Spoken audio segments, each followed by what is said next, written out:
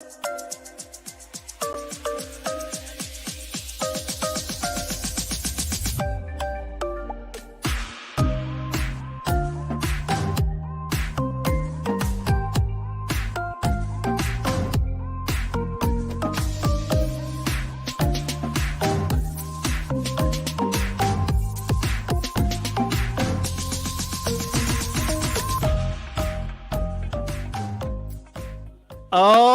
my gosh, new buff ready to go for New York. Hold on, let me put this thing on. It's got that new buff smell. Abraham Gabler, you guys probably remember that as soon as you got to the island. Hold on. There we go. Looking good. Just like good. I was on the Nami tribe before going to the Merge tribe. So, hello everybody. My name is Randy Bruce, and welcome to the Survivor 46 pre-show. We are here to get you ready for episode 7 and talk about everything that happened pre-merge, because now we are at the merge part of the game.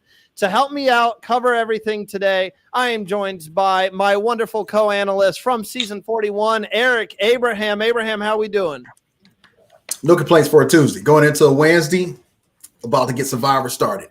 Oh, yeah. And we had to move this up a day early because we had a wonderful opportunity to not only speak to an amazing returning guest, but speak with one of our greatest friends in the Survivor universe. We've gotten to know him over these past couple of years at Bryce and Wynn. Everybody, please welcome the sole survivor of season 43, Gabler. It seemed like it was just yesterday. We got Abraham, we got Randy. It's gonna be, and we've got a lot to talk about today.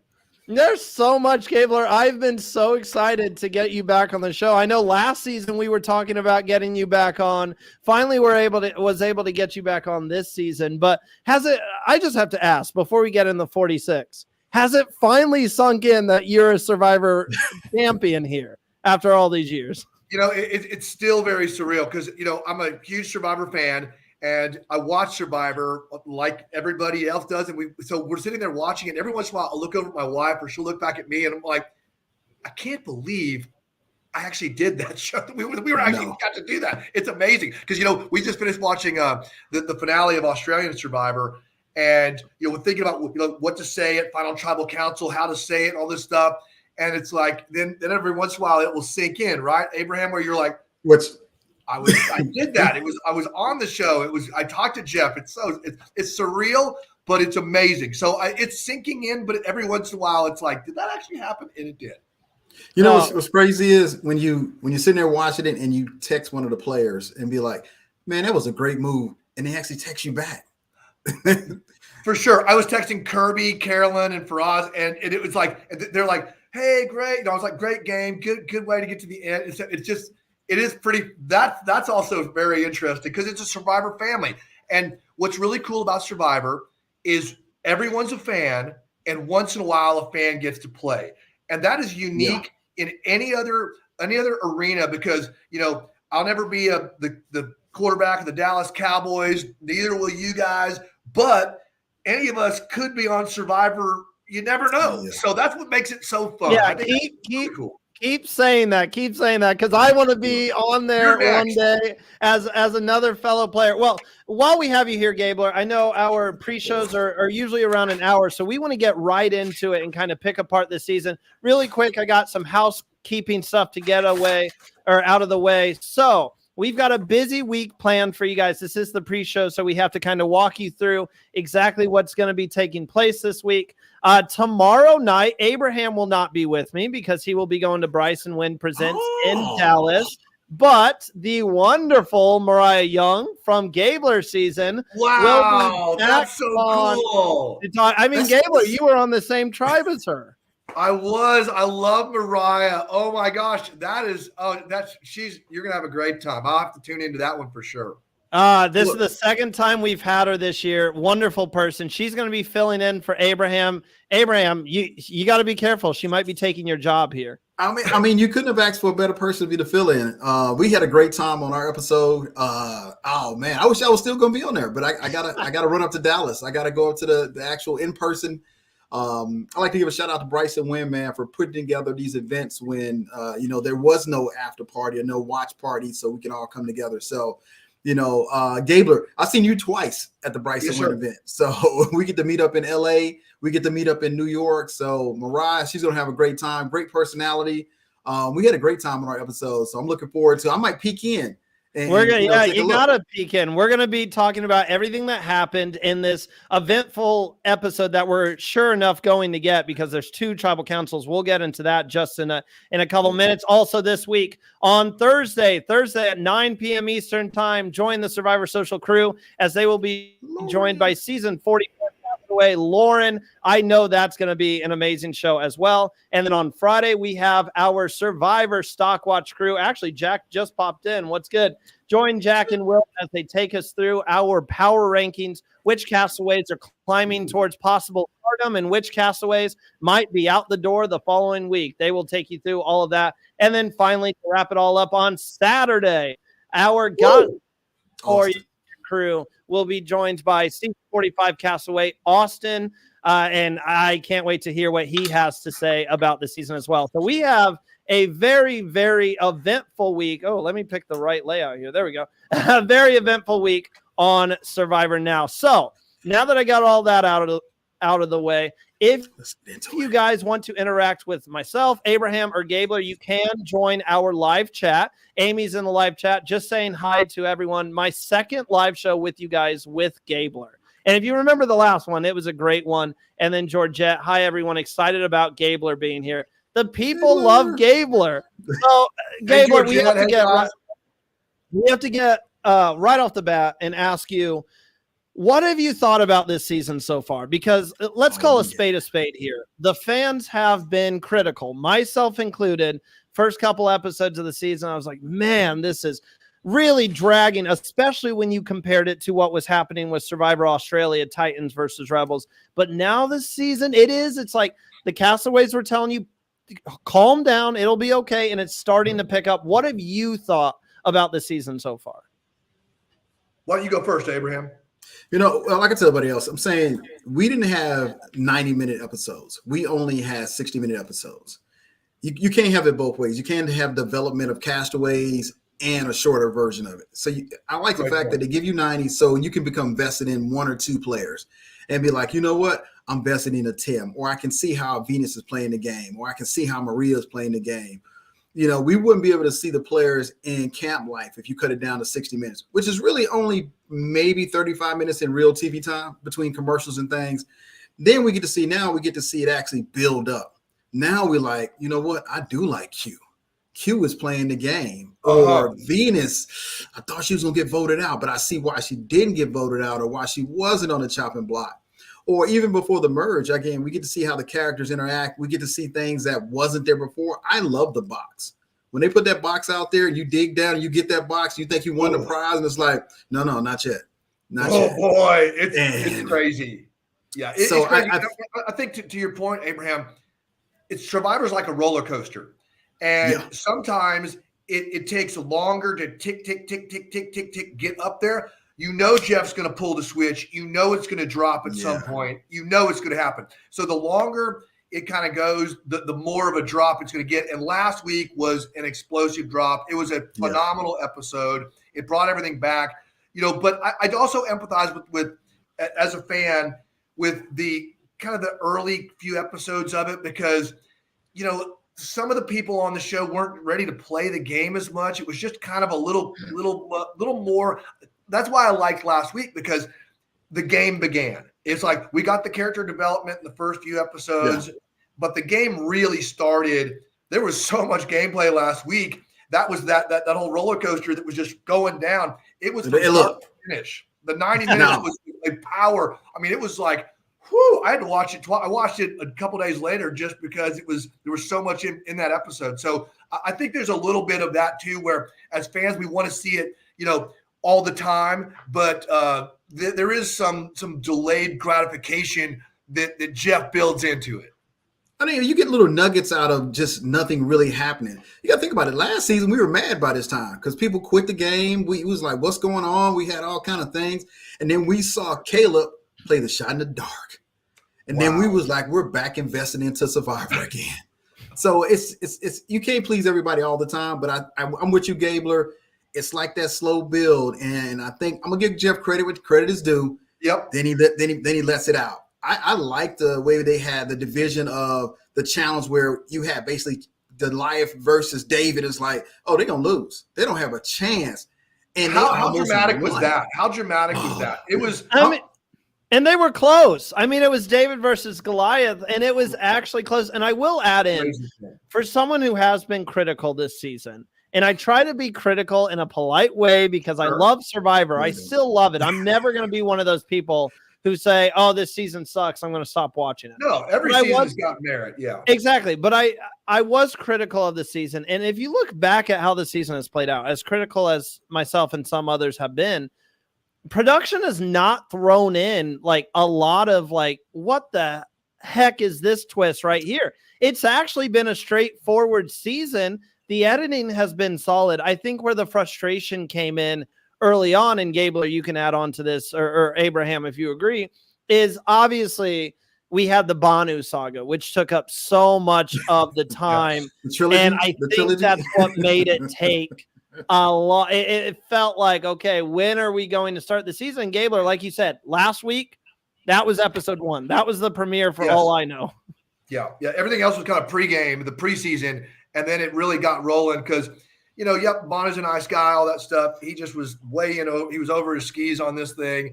And, Jess is cool. They're all cool people, but that's also part of the fun of Survivor because it's organic. Even Jeff doesn't know what's going to happen from minute to minute because you are living avatars in a game that goes 24/7. And if you and I or Abraham want to go down the beach and talk about something or whatever, it can change any direction, anytime.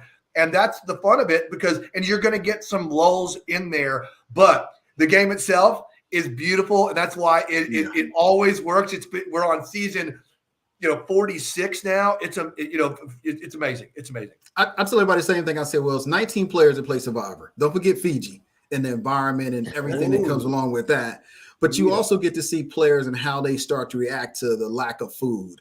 The first week's the worst. Too. The first week is the worst. Yeah, and you just kind of see it's like that hitting a brick wall, probably. When you said the first week's the worst. And you can't hide. It is a brick wall. Your dehydration, your bug bites. You got because when you first get there, you're sweating out your fats and your salts and your minerals, and the bugs are devouring you. You got bug bites on your bug bites. You're not sleeping. You're not eating. I mean, I may miss lunch once in a while. Maybe I'll miss breakfast too. But that's about the extent of my hardship for food in normal life. Whereas, you go out there, you're Vanu and you're on day 5, 6 with splitting a coconut a day. That is a hard stop. And look, I don't care if you fry it on the pot. I don't care if you crack it open and eat it. It's still coconut. No matter what day of the week it is, it's still coconut. So, but you know what? I applaud anybody. And it's different because we've experienced it. But they film you from the time you go to sleep all 24/7. There's somebody filming 24/7, and then you're forced to try to put it in a 90-minute episode and splice it together with 3 other tribes to try to make up a storyline. And I think people have to step back sometime and realize there's a lot that goes into that. And especially if there's an active, let's say 2 of the tribes are real active. They doing some fun and good stuff that's really TV worthy. Now you got to kind of shut out the 3rd tribe. And we've seen that where we was like, are these players still playing? Well, we don't even see the players. And I think you might be talking about Tim, who very first part of the season. Yeah, it took a minute to see Tim actually on our screens, but once we started to, he started to play. Just so much going on. This is our pre-show, so we want to get a bunch of fan interaction here. And Gabler, we actually have a couple questions for you. Awesome. So Georgette asks, who is Gabler's winner pick? So mine is Hunter. I'm repping Hunter right here. Abraham he picked Ben to win this season. Gabler, who is your winner pick? I'm recording it. So my winner pick, Georgette, is Miss Maria. Woo! I think Maria is hiding in plain sight. She's in the know. Everybody wants her on their alliance. So therefore she's kind of a medium of information going to and from. She, she did a great job lowering her threat level by getting rid of her extra vote prior to merge. I think that was smart. I think being a little older, maybe a little wiser, she seems to be holding up well in challenges. She seems, delightful as a person. I think she's somebody that is in everybody's blind spot right now. And I don't see I see her going all the way. The Gabler approach, hiding in plain sight. Gabler approach. Yes, sir. Hey, but I'm gonna say this was even better. Remember, they went on a journey and they said, "Hey, this top six is the one going forward." But Tim didn't reveal to Maria that she was in the top six, which I think plays into what you're saying, Gabler, in the sense that when Q approaches her during that episode, she's like, "Well, Tim never talked to me." That pushes Tim in the firing lane. It sure does. So I think that's even working even better in her favor. So I'm looking forward to see how that's developing. But if they six stick together, that's going to be an interesting dynamics of who's going to move forward in these next couple episodes. I think that was a mistake of Tim's. I think it was a huge opportunity missed. Pull her aside. She's clearly a power broker. Nobody knows how big of a power broker, but we do. We do. The cast may not yet in real time on the show, but we do. And he could have pulled her aside and said, "Look, I got your back. I'm putting you out there." That could have bought him some cover, but at this point, it kind of made him look like the odd man out a little bit. And that when there's doubt, there's trouble on Survivor. I mean, would it have been better if he went to obviously once they talked about this 6-person alliance on the journey? Would it have been better if he just went to her immediately rather than do this kind of like? I was letting her kind of chill for a minute. It almost, I said this back on the recap show when Abraham and I were talking about it, Gabler, but it almost made him feel like, for lack of a better word, lazy in a way, because it's like, especially if you're looking at from Q's point of view. Q was not happy with that. Q was like, I mean, we put in our work. Why haven't you brought this up to her? Like we had it planned out and you're telling me you still haven't said anything? Look, it also puts doubt in Q's mind. All they do is play the target. It puts doubt in Q's mind. And then for Maria to hear that secondhand, it's like, what's happening right now? Why is my name being mentioned? It's wrong on pretty much every level. Everybody that's listening, if you're in Survivor and you promote somebody to be on your side, go tell them. if it doesn't, hey, look, if it don't work, it don't work. Unfortunately, we've seen where it doesn't work. But in this case right here, you still have 5 other people that agreed to this. So even if it don't work with Maria, guess what? You still got 5 on your side. You got to understand what's a good play and what's a bad play. Great point. So we saw with Gemma in a previous episode, overplayed. Jim. She overplayed when you didn't have to. She was in good position. Just ride us out. You don't have to do anything. You don't have to do spectacular. You're not the focus of the vote. And her own actions made her focus of the vote in a blind side. So Tim, to me, that's why Tim is on the early chopping block for these next couple episodes. If I had to vote somebody out coming up in these next couple in an episode tomorrow, and Tim would definitely be on that chopping block for how he handled that situation. He's one of my candidates too that I worry about him because I think, when there's doubt on you don't need a lot. You just need a little bit. Doubt. The other thing with Tim, and we didn't mention this last time on the recap show, you got to have the ability a little bit on Survivor to read the room, read the situation. And obviously it's tough because you never know who is deceiving you, who's telling the truth, your, lack of sleep, lack of food. But if Tim was able to read the room, I feel like this is something that Ben would have gone along with. We know Ben has like a close relationship with Charlie. Like those two are really close.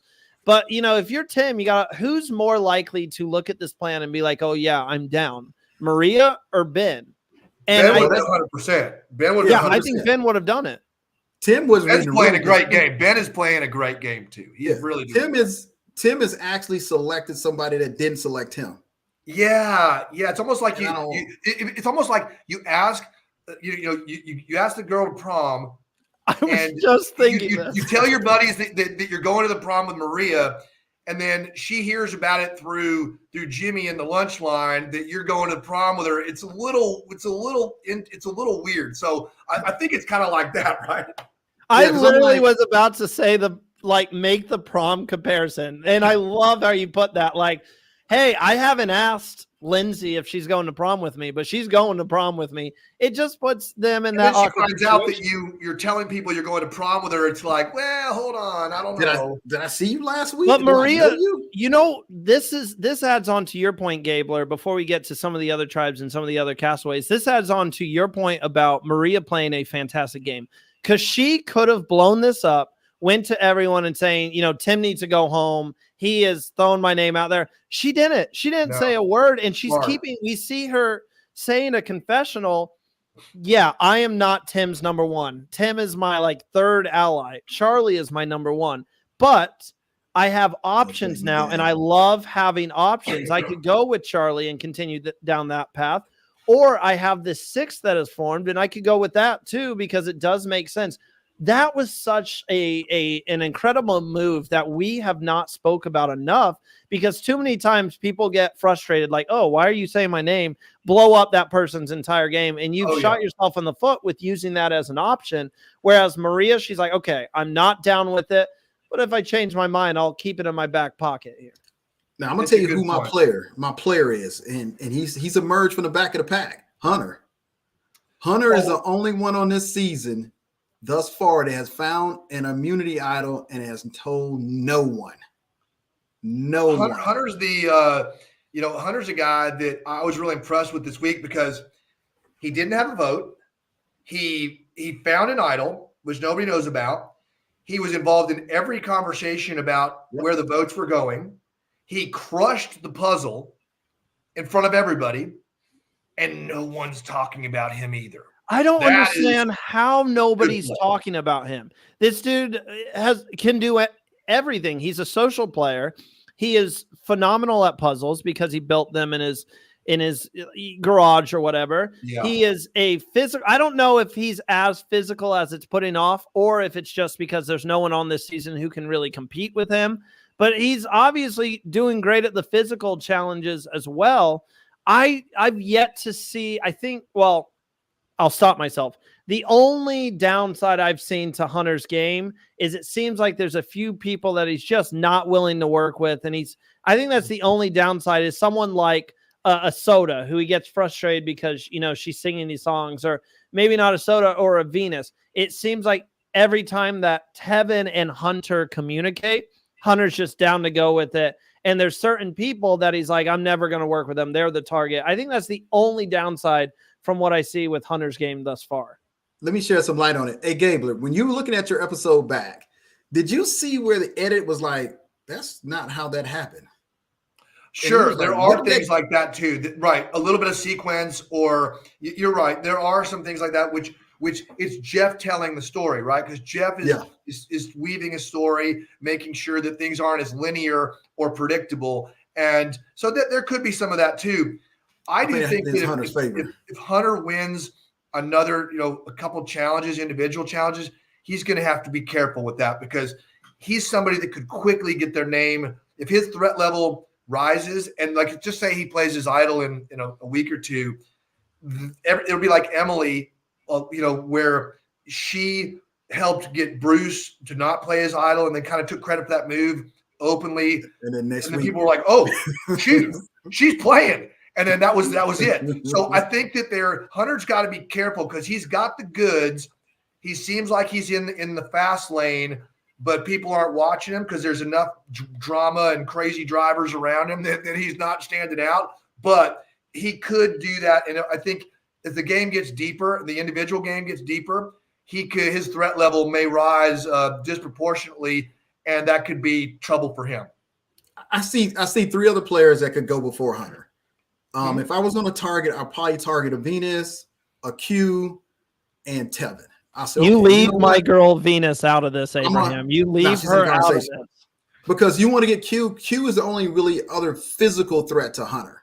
So if he's like, oh man, I may not beat him in a challenge when I need to beat him, that's how you're going to target Q. I think Venus is a toss-up for anybody. I think she could either stay longer and be a part of this whole process and get deep in the game of Survivor, or she could be the next person to get voted out. I think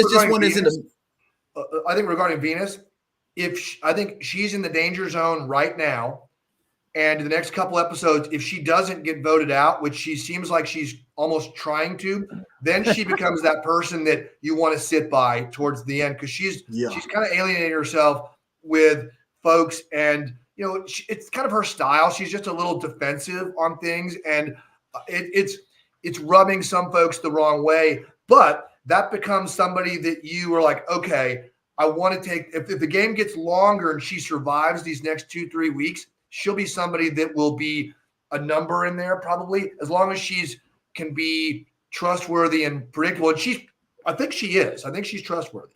I mean, Gabler, would you? Venus, if Venus plays an idol and blindsides somebody, she's the next Soul Survivor. Wow. You got to have something that just sets her apart to the point like nobody saw that coming. Would you say, Gabler, that Venus this is a debate that we've had for multiple weeks now. Does she give you that old school Survivor like feel of like an old school player? Like I said that I feel like if Venus played in the 20s or the 30s, she would be made for this game. But I feel like with how the new era is, how fast it is, I don't know if this is Venus's game. I think it's a good take. I think it's a really good take. She's got a Jerry kind of vibe to her where, she's like, this is me.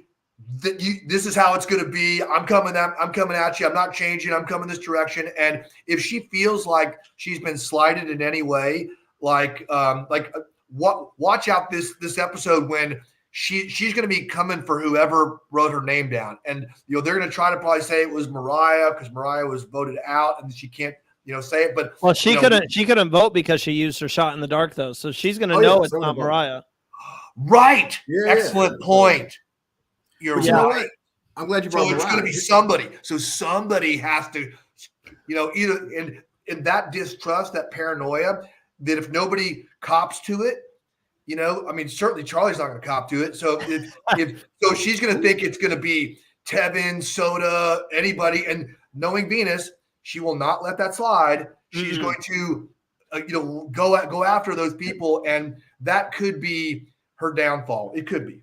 I mean, what do we think about? But sorry, Abraham. Before you go on to the next point, what do we think? Talking about Mo's elimination, what do we think about the fact that they went up to Venus? It was Q and said, "Look, it is you and Mo tonight. Write Mo's name down, or you're going home." What do we think about a Survivor player? Something we've never seen go, "Oh, I don't want it to be Mo. It should not be Mo. It should be this person." When your name is the other person on the chopping block. This is wild. Gabler, is this great strategy, or is this as delusional of a strategy as everyone thinks? It's not. I wouldn't personally go that route either. Abraham, what would you do?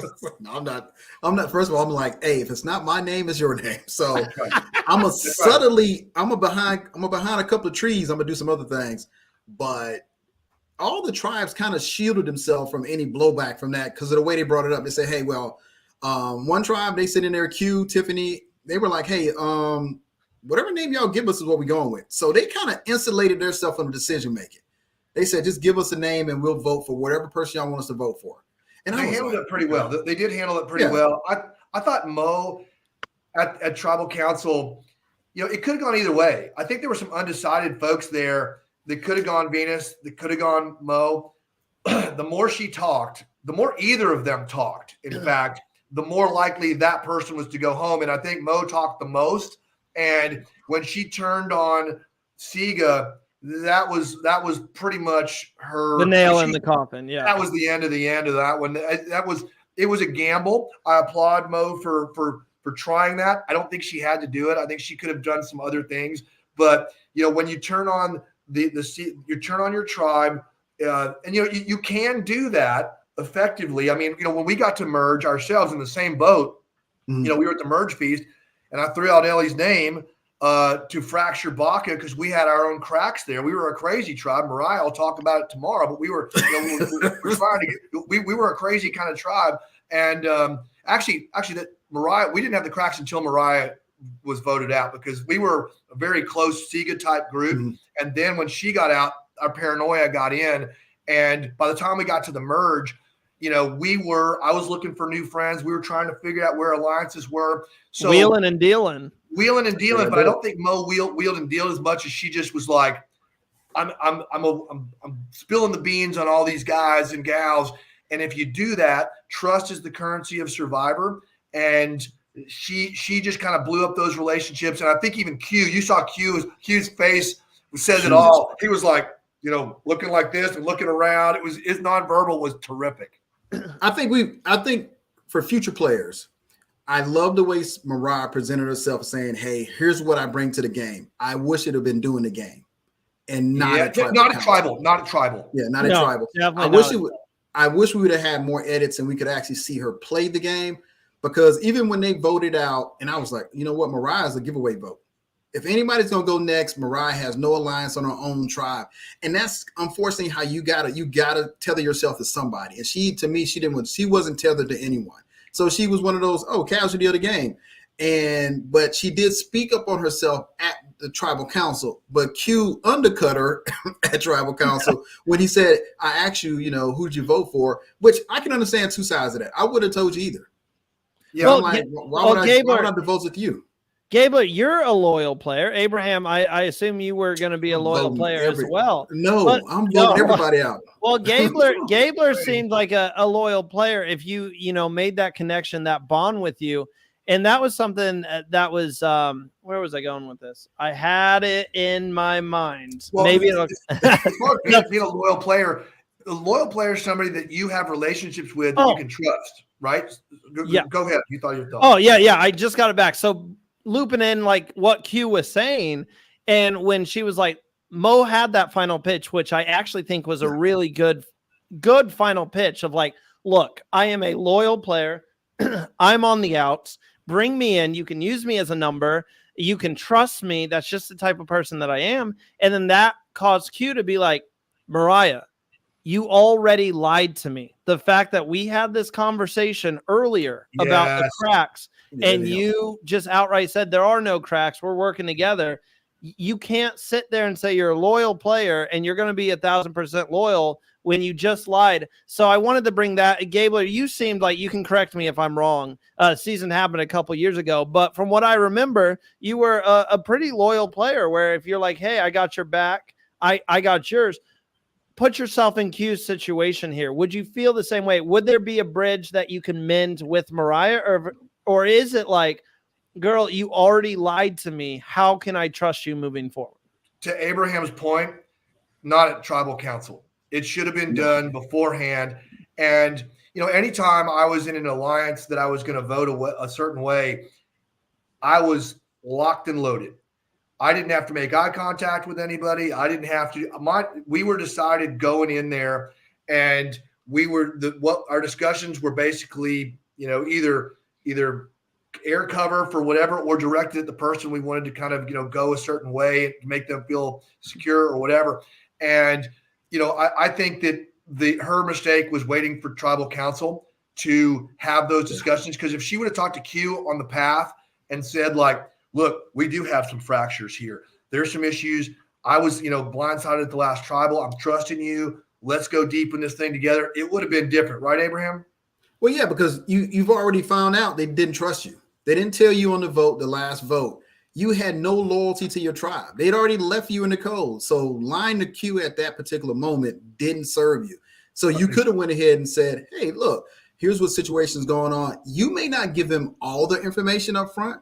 I'd have gave him enough information to see if he's trustworthy. I'd have said, look, I was the only one that wasn't a part of the vote, and this is what happened. And then see where that leads you to, because he at least had 3 votes that go your way.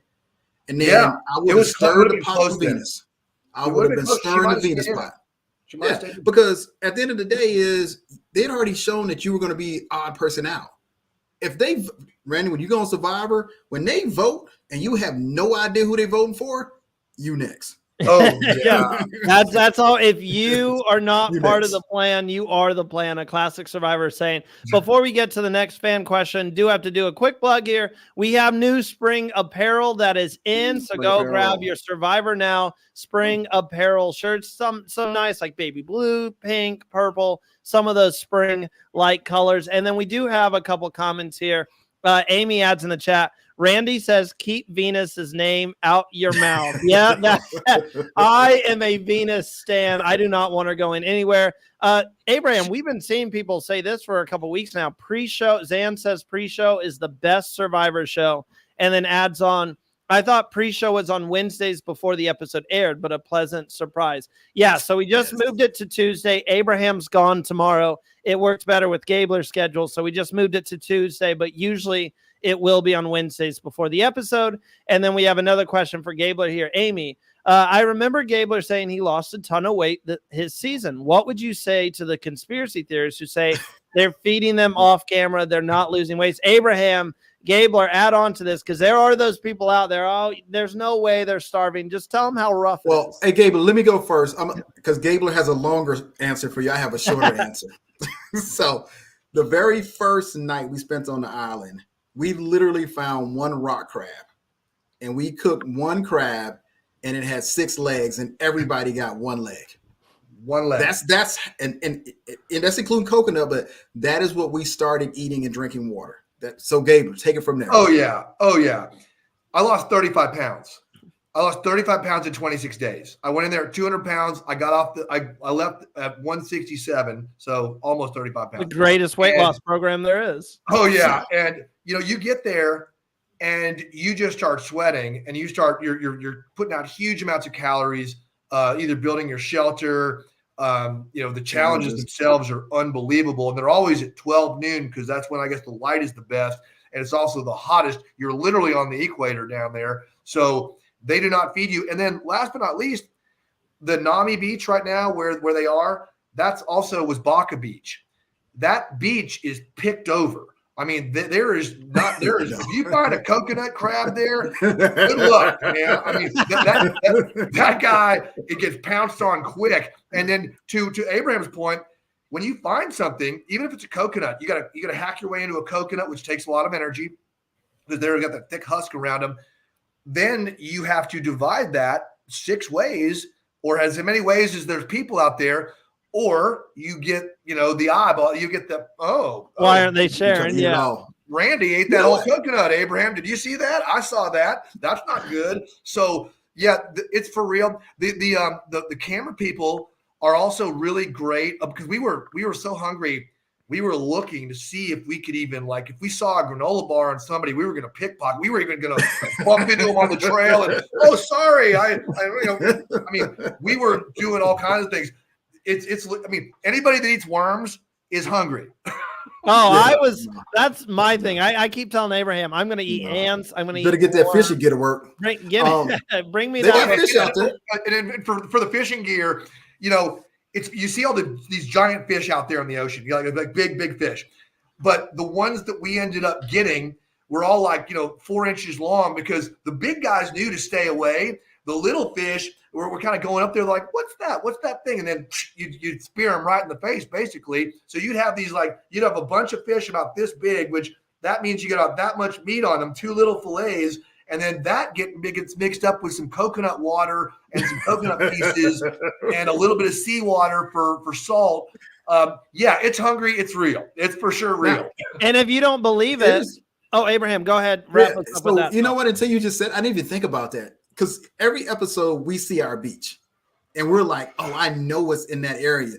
What I didn't realize was every tribe that comes there is no regrowth of coconuts. Not that quick. Coconuts don't spontaneously regrow over a year like that. So you're really, by the time you get to 47, it's like, is there even coconuts around here?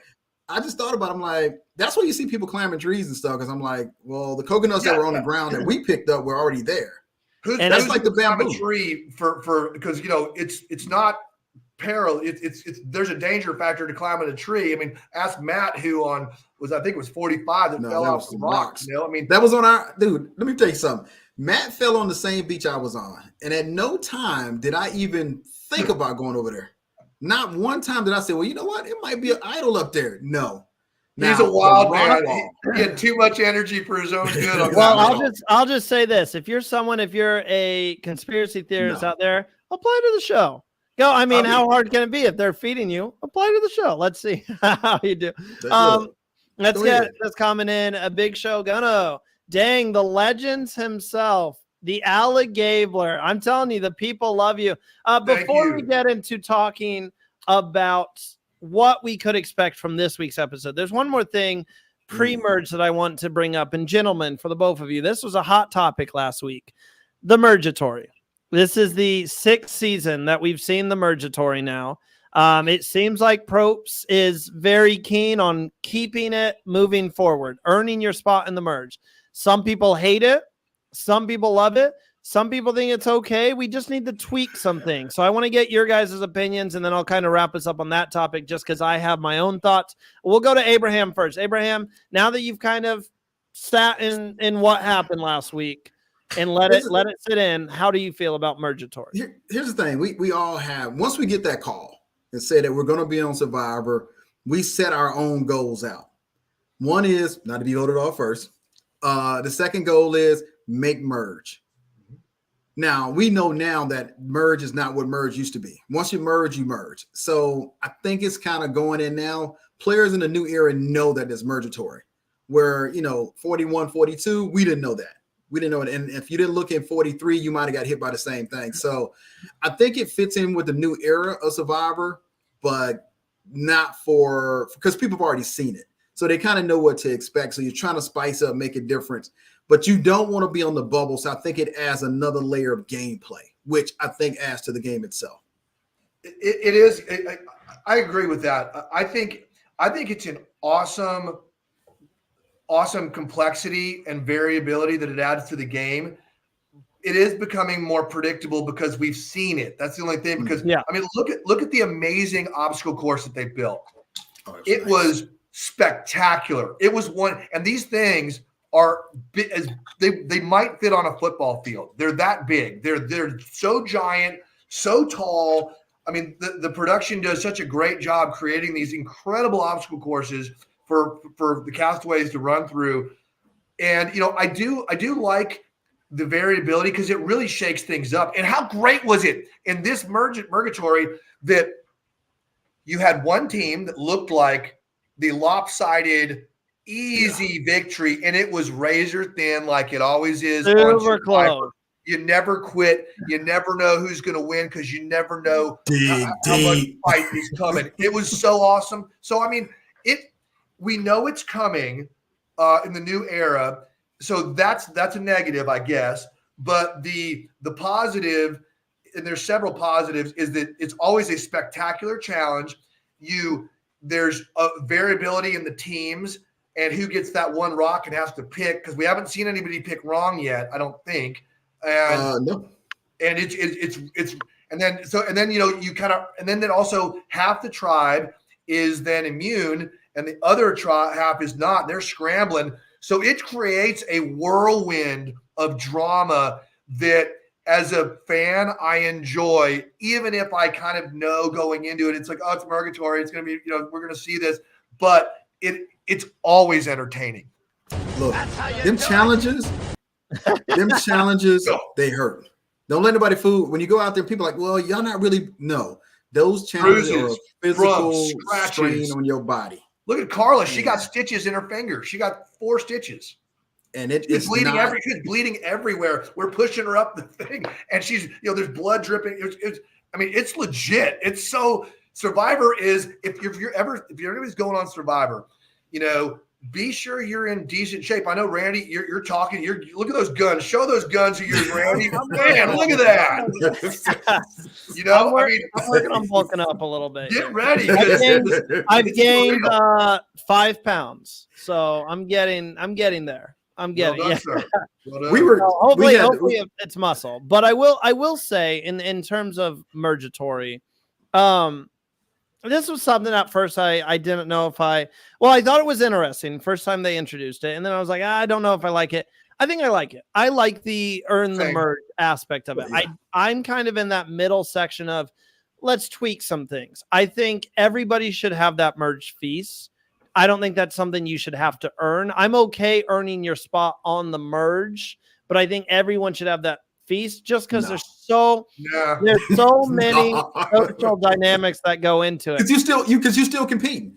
You still compete. No matter, the game never stops just because you got some food. But it's just the best part about not everybody getting the merge feast is you have the tales of the haves and the have-nots. You have the victorious that are game playing in a different way, and then you have the folks that lost scrambling in a different way, and then you have everybody come together. And I forgot which player it was like, I was getting ready to go back to camp and digest all this food, and it was nonstop conversation because I felt the same way when I ate so much food I could barely keep it down, and I got back and I was planning to just lay down like a big old snake and absorb my food. And Ellie was right on the beach on me. She's like, Gabler, here now. And so me and her, had our visit.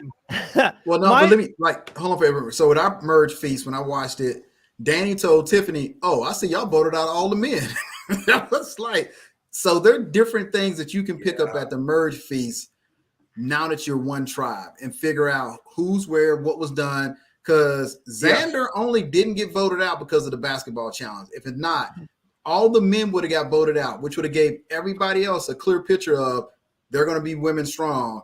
Be careful because now they can recruit one of our women and now they can start voting us out. So you never stop playing the game until you hit that last day and Jeff says the sole survivor, that game doesn't stop for 26 days. But here's where I'm at with it is you said, Abraham, it's a great time to talk strategy, because now you're one tribe. It would be even greater if everyone was there to talk strategy. And the other thing for me, it's a little sentimental. It feels like much like the family visits, you took that away. The merge feast has always been a part of Survivor. I'm okay if you do two separate feasts. You earn one feast, then the other tribe has to go back. And then once we get to where we're at this week, how everyone's merged, you can wake up to a breakfast or something. That's always been. Did they have breakfast? Man, they don't need no breakfast. No, There's no breakfast. There's no breakfast. Watching Survivor, Abraham, all these years, that was always tradition. And it feels like they've gone away from, they've just thrown the tradition away in a sense. That's where I'm coming at. And the other thing is, and something that I've seen a lot of people say, we need to get rid of the rock draws altogether because you've already made Survivor a little bit more what would you do? Random. It's easy, Abraham.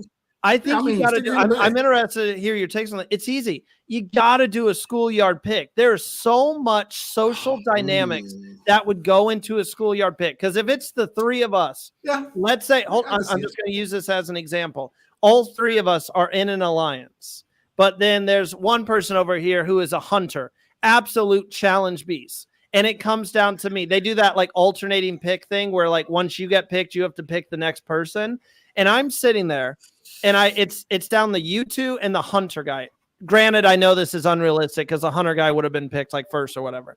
Just stay with me here. It comes down to Hunter and then Gabler and Abraham who are in my alliance. And I'm sitting there and I'm thinking, I really need to win this so I make it to the merge and I'm safe tonight.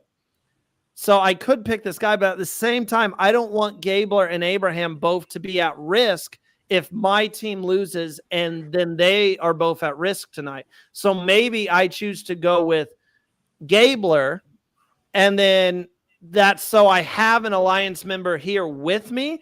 If I lose, I have a buddy who could maybe have my back.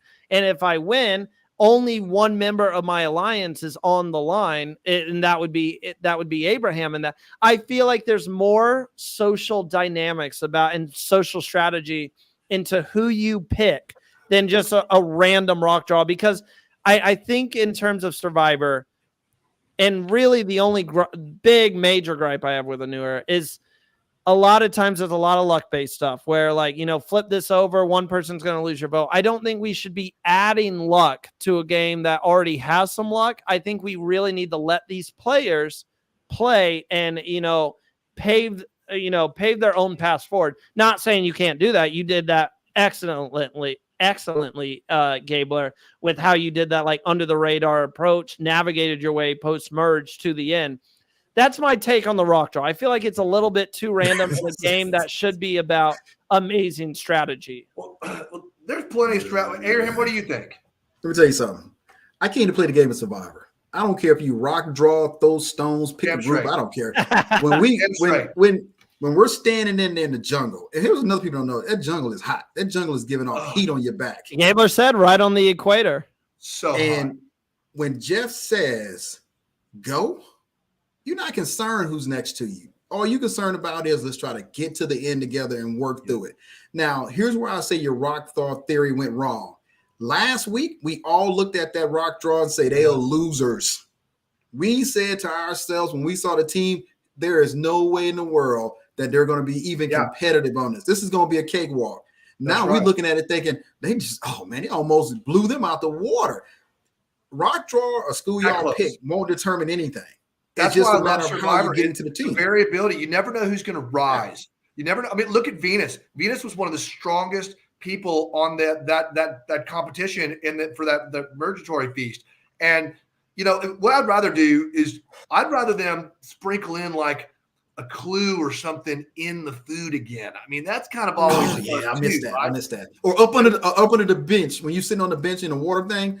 The to go, the to go, yeah. If you're sitting out of a challenge, having it down there. The last thing I will say about the schoolyard pick, and someone said this on X, and I found it really interesting.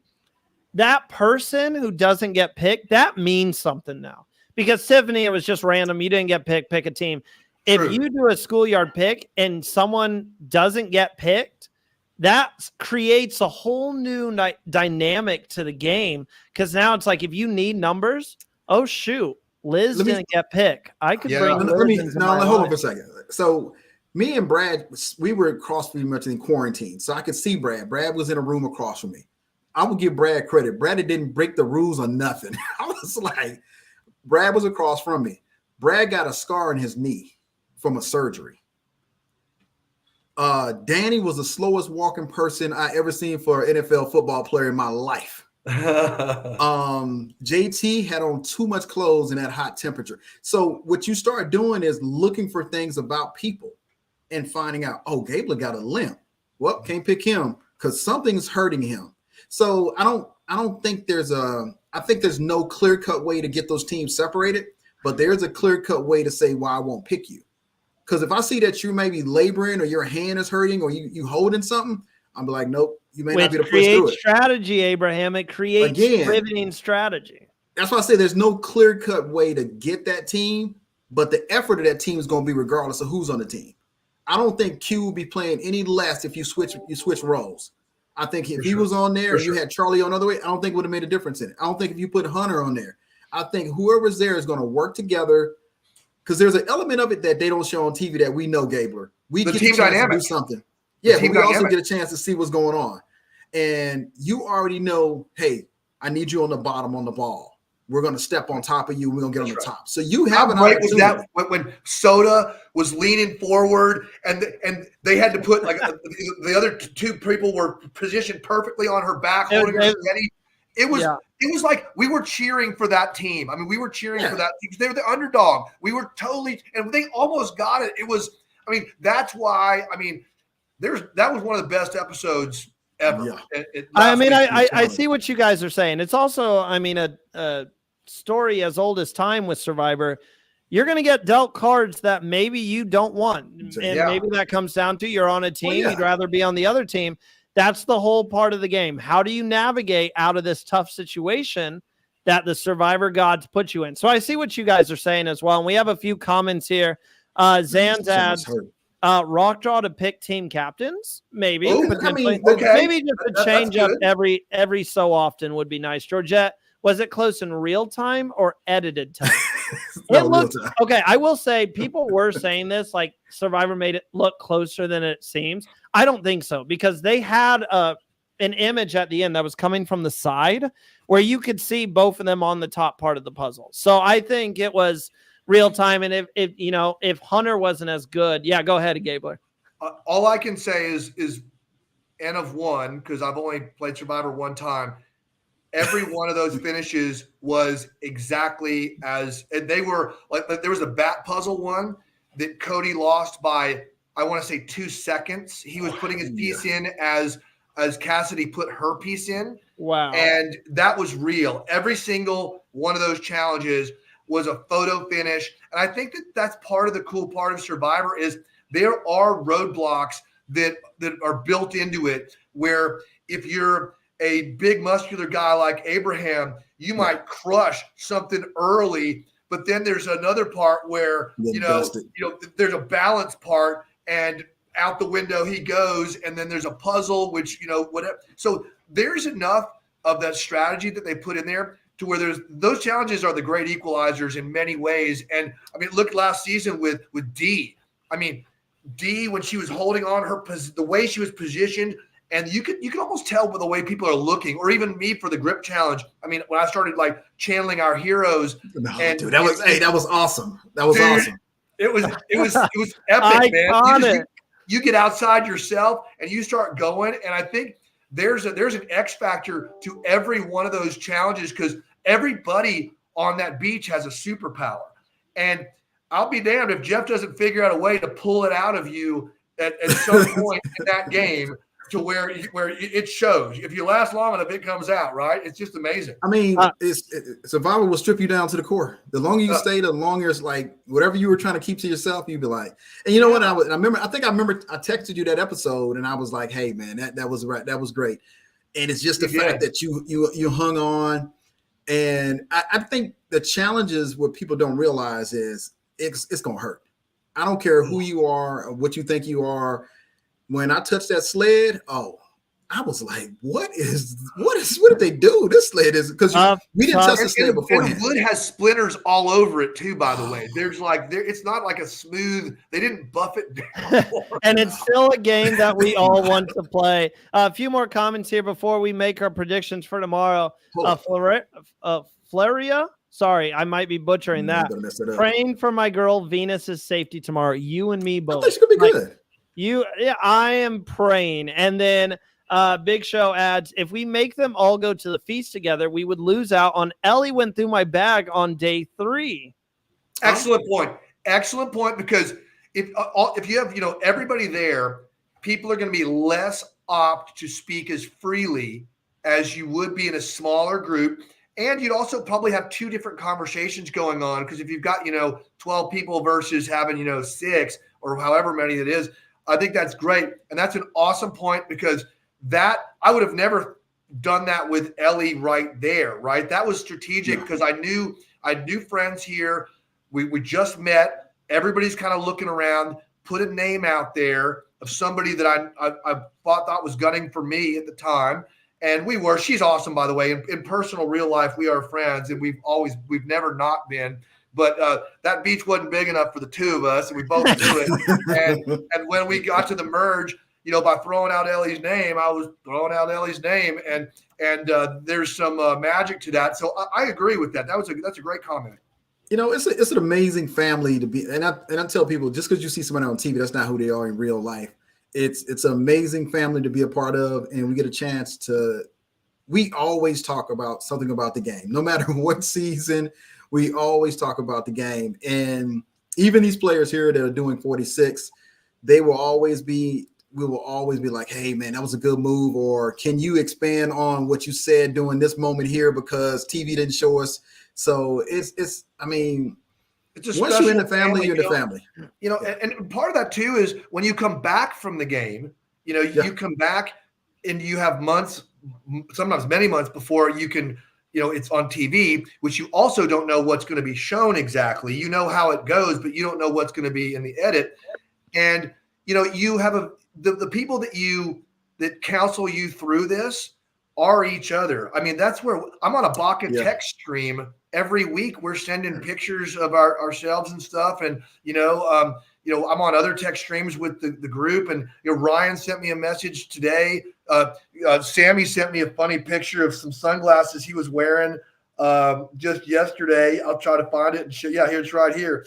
Check out Sammy. This is Sammy been moving around.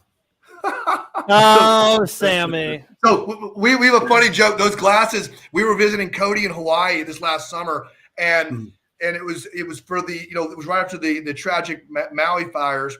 and there was a charity event there where you could donate money to get Maui Jim's sunglasses to benefit the folks in Maui. So we, of course, were right there. We're like, yeah, we're going to pay this forward. We'll get a pair of these. And we got them. And then we realized that they weren't polarized and they were knockoffs. So we call them Maui Tims. So every time we wear our Maui Tims, we take a picture. So there's Sammy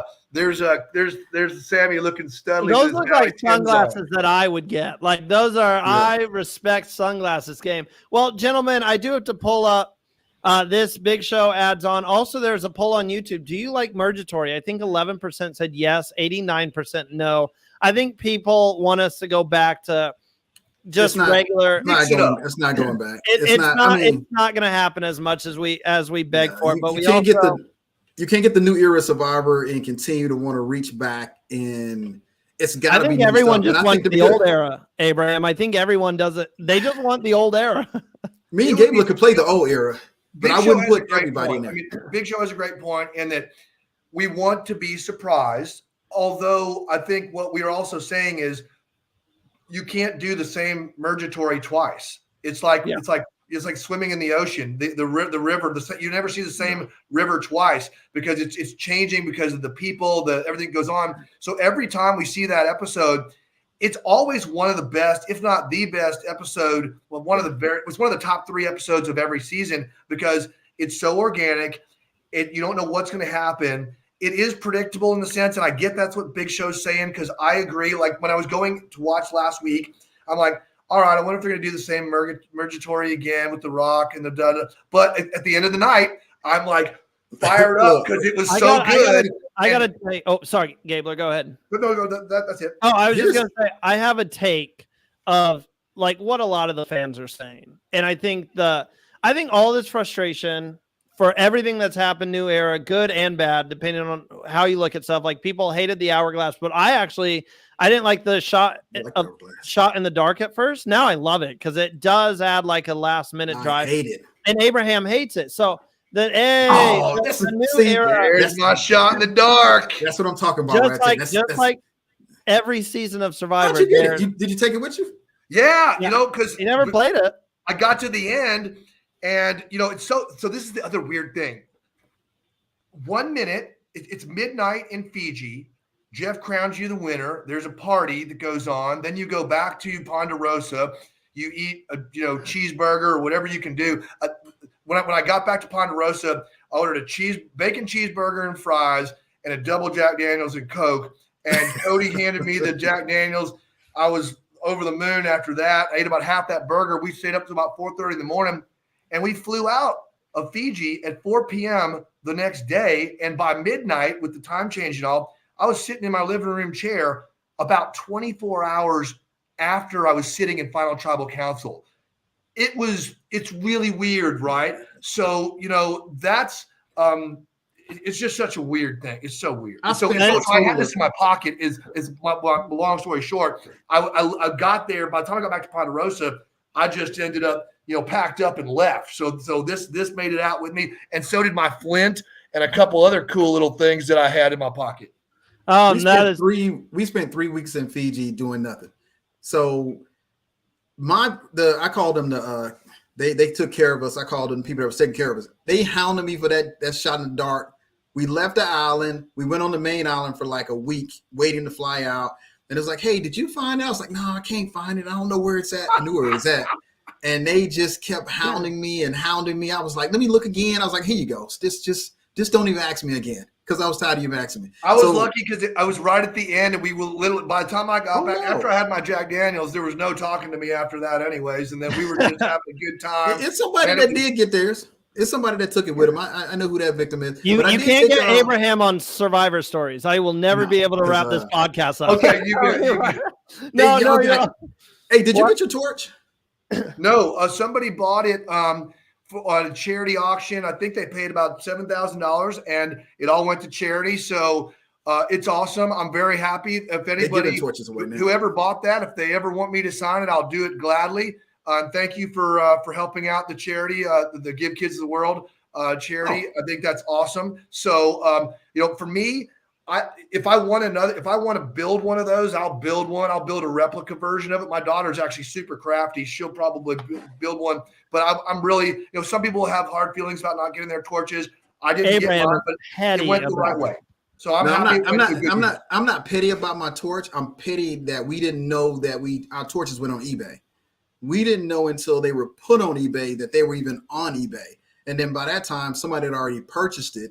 There's a lot of changes that happen between 41 and 46. It's true.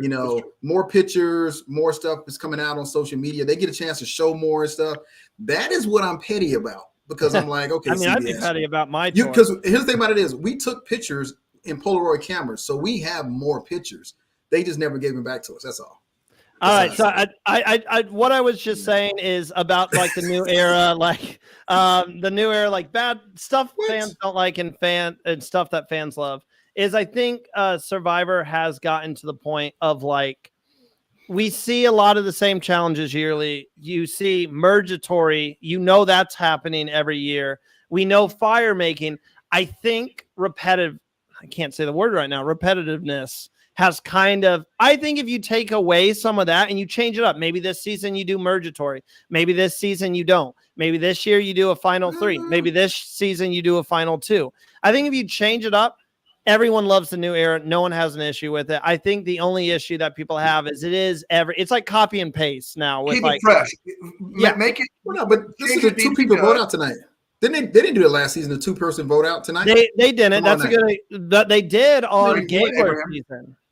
They did. No. I thought they did. Wasn't it Ryan or am I just thinking the Mergatory? No, they did. They did. They did. Ryan and James. They did Ryan and James. Ryan and James. But that was deeper into the season. So again, I don't remember. They didn't do it last season. No, they didn't. They have changed that up. I think the biggest thing is like the challenges. For instance, so it's a great time to get. We know what the challenge tomorrow night is going to be, and we actually let me see if I can find the comment. Well, there's only so much water in woods. Floria says everyone guessed 2 people leaving tomorrow. My prediction is Tim and Soda. We'll get to our predictions here. So. You say that, Abraham, there's only a limited time amount of water or like woods. What happened to the challenges where you answer questions about people? What happened to where you can cut, like they have like the voodoo dolls and then you have to cut and it swings into like the fire? I feel like there's a wide variety of stuff you could do, but it does make it easy on production. If you look at like, if I take the production hat, if I put the production hat on, it makes sense. It makes it easier to kind of recycle challenges every so often than do a whole new thing. I agree. You have something to add on to that? But you got to see these challenges in person to see how massive they are. Having a challenge that you think is competitive enough that you level the playing field for all the tribes. And then like, if you like at the end, you could put something different, but it's just, how do I make this so challenging to the tribe itself that because the people, here's the thing about a Survivor. Survivor is always going to be the backdrop to the people. The people make Survivor. True. If we have a boring cast, it's going to be a boring cast. If we have a cast of characters and people that just have live personalities and we see those coming out, we'd be like, man, this is a great season of Survivor. No matter what they do, they make the season. So every cast makes their season, and it's memorable people in all the cast. Now, I'm just saying, Abraham, they do a terrific job of screening, getting folks on there. And, Jeff and those guys spend a lot of their time on that. They do. I'm just adding for the challenges, Abraham. They'll trip up. I'm not saying I'm not saying the challenges aren't big and super tough. I'm just saying, look at Australia's challenges. I'm just saying they have a wider variety, but I do have to show you this. So this is the necklace tomorrow. I like it. Wow. What do we think, gentlemen? Hey, great artwork. I like it. Looks cool. It's all wood. Looks neat. Personally, I like bones and skulls and stuff on it, but I like the Samoan, Maori kind of looking stuff is really cool.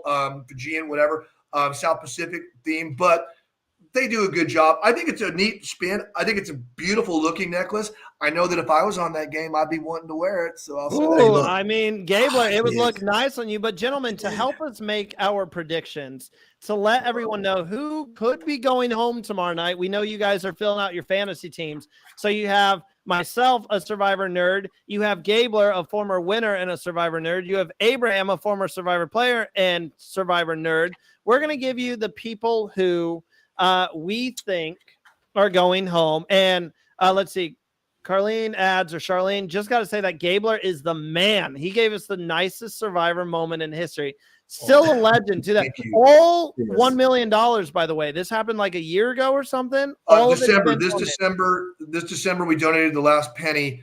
Went to 25 amazing charities, organizations to help veterans and help people all around the world. We're doing. There were two non-veteran organizations we donated to. One of them was Noelle Lambert's Born to Run Foundation, helping children and that can't afford prosthetic legs to get prosthetic legs.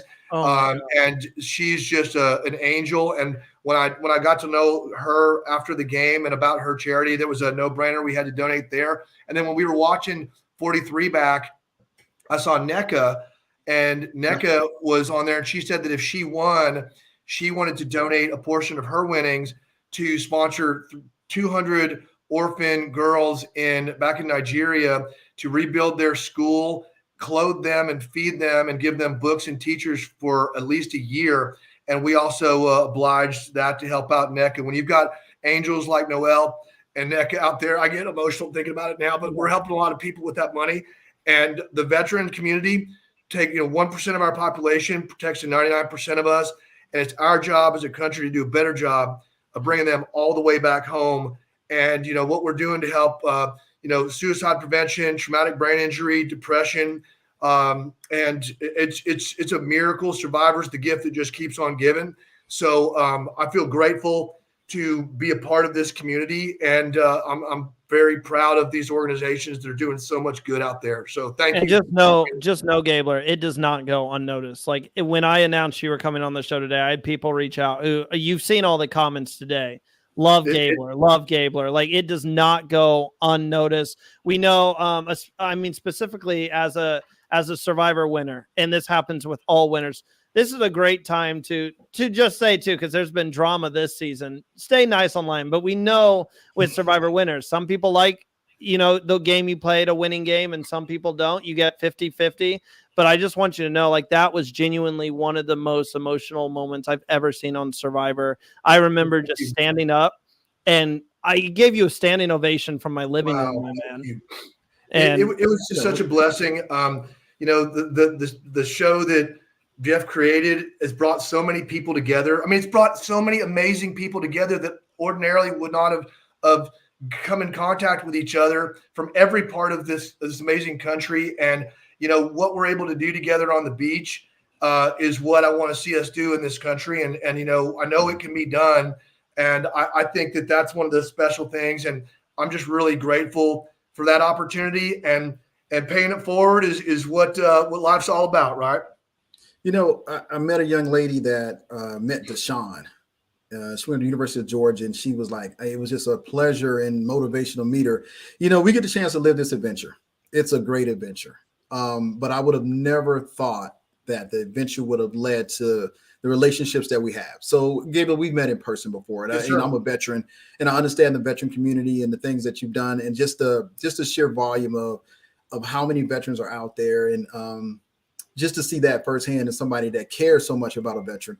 And we get a chance to meet other people. You're just amazed that you meet a person and you think you don't impact their lives. And then you hear, oh yeah, that person really wanted to meet you, and that impacted their lives in different ways and whatnot, just because we get an opportunity to live the adventure. And even Bryson went, and they said, hey, I said, look, I will try to make every event that I can, because you just never know who you're going to impact. And I mean, it's always good to see each other. It's always good to come back together. I get to see Danny tomorrow, and him and he picked me as his winner pick, so I appreciate that. So he's up in Dallas. So I get a chance to meet him. Tiffany is a school teacher, so we get to laugh, and we get to talk about that. And and Voch is out there. He's a brain surgeon. So, but we're in the same family. We will always be in the Yasa family, and but we also will be in the Survivor family. But we'll also be in this world's family. Even if you play Australian Survivor, South Africa Survivor, whatever, we're the painting of the picture on the wall that we need to try, strive to be. Where no matter who you are, what your background is, we can come together. Well, that's what's great about Survivor. That's what's great. Here's the magical thing about it. Even after the game is over, we still communicate with each other. We still talk to each other. Once a year, I'm out there in that ranch in Montana. I'm sorry. He's not in Montana. And I'm out there wrestling baby calves every year, and I'd have never met Brad if it wasn't for the game of Survivor. So it's an amazing adventure, and we get amazing opportunities. I wouldn't have met Randy either. I would have never met this young man that never takes the amount of credit he should. He called me to do an interview, and now he has 4 different Survivor platforms going now. He started on his phone, and I know he took a shot because people always reach out. I was like, I don't know this guy, and I was like, he said, hey, you want to do a podcast with me? I was like, I can't do podcasts, and I was like, well, I'll take a shot at it. And what's this? 3 years later? Yeah, we're going on 4 years. 4 years. Yeah. We've been doing the podcast, but we talk outside of the podcast, and I think this is an amazing opportunity. We get a chance to talk today on a Tuesday. So I just called him yesterday. I called both of you guys yesterday. I will add on to the fact, one big family, and if I'm lucky enough to get on Survivor one day, I hope that I'm on a Yellow Tribe as well, because I just thought about this. This is the Yellow Tribe family right here. Yes, so I do have, not that, by the way, everyone watching at home, they're probably like, dang, Randy's. I'm kind of wearing, see, I'm ready to go. Everyone's going to be like, dang, Randy's the bad guy who gets us, is just talking about Survivor. I loved everything. I just got to get in the predictions here. Okay, so go ahead. No, you're good. I got mine. You go first. The funny thing is I was sitting there as Abraham was telling his side of the story, and I'm like, this is like so emotional. And I'm like, how am I going to loop this back to Survivor? Because I'm like, I don't want to look like the asshole who's your podcast guy. Get it back. Okay. So let me just tell you this. We know what the challenge is going to be tomorrow. We know it's going to be 2 tribes. We know they're going to be split up. We've seen this before, assuming they do it the same. They could, throw a wrench in there. We know, I will tell you, gentlemen, what the challenge is. From what we see, it's the pyramid one where you have to stand and balance on the water, which has always been like a Survivor classic. Here are, by the way, if you're watching and you don't want to hear what these rock draw teams are, go ahead and separate. But someone on the internet did post, they saw a still image. Don't tell us. I haven't seen it. Oh, you don't want it? For me. No. That's why I said it. Okay, we won't do the teams. I don't want to know it. We won't do the teams. We own the podcast. We won't do the teams then. Why don't we do our picks? Because I got to jump. I got to be at the hospital in about 30 minutes. So let me jump out of here. Let's do our picks. I'm going to say that if Venus doesn't blow herself up, then I have a weird vibe. I'm almost agreeing with the last person that commented that it could be a Soda Tim. That's an interesting one because Tim, for all the reasons we discussed earlier, his stock has dropped a bit. I think he's got some doubt on the beach. And doubt something that can follow you around. Soda, if she goes sideways with Venus, that could either blow Venus up or it could blow Soda up. So, gosh, I'm gonna probably echo the last comment person with that's who I think could be on the bubble. Abraham, really fast. Let's give ours so we let Gabler go here. I think somebody's gonna get blindsided tomorrow. So I'm gonna go with Tim. And this is my guy, and I think Ben is going to be blindsided. I think it's going to be blindsided. I think it's going to be Ben, and I think it's going to be Liz. I think Ben and Liz are the 2 going home tomorrow. So I'll just leave it with this. Gabler, thank you so much for coming on. It's always an honor, and I will leave everyone with this comment from Joshua. Gabler, I just finished your season literally last night. Congrats on the win. We're still congratulating him. Thank you, Josh. I appreciate you, brother. I appreciate you. Thank you. Thanks for being on that crazy journey with me. It's been incredible. Gabler, as always, stay in touch, man. You always have an invite to the show. If you guys enjoyed this, hit that like button, subscribe to the channel, and we will catch you guys tomorrow night right after the show to cover all the action that goes.